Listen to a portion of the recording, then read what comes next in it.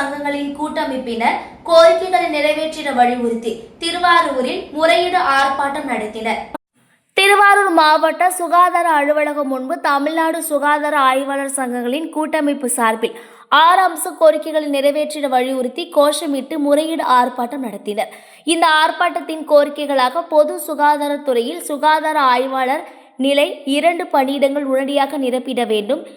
MTM சுகாதார ஆய்வாளர்களுக்கு மாத ஊதியம் ரூபாய் 20,000 வழங்கிட வேண்டும். சுகாதார சான்று வழங்கும் நடைமுறை உள்ள குளறுபடிகளை களைய வேண்டும். இயக்குனர் மற்றும் துணை இயக்குனர் அலுவலகங்களில் தங்கள் நிர்வாகிகளுக்கு உரிய முக்கியத்துவம் வழங்கி குறைகளை களைய வேண்டும் உள்ளிட்ட 6 அம்ச கோரிக்கைகளை வலியுறுத்தி முறையீடு ஆர்ப்பாட்டம் நடைபெற்றது.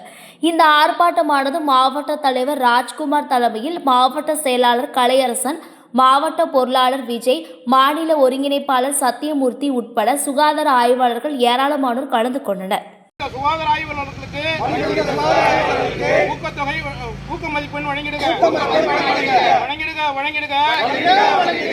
மக்களை தேடி மருத்துவத்தில் பணிபுரிந்த சுகாதார ஆய்வாளர்களுக்கு ஊதிய உயர்வு வழங்கிடுக.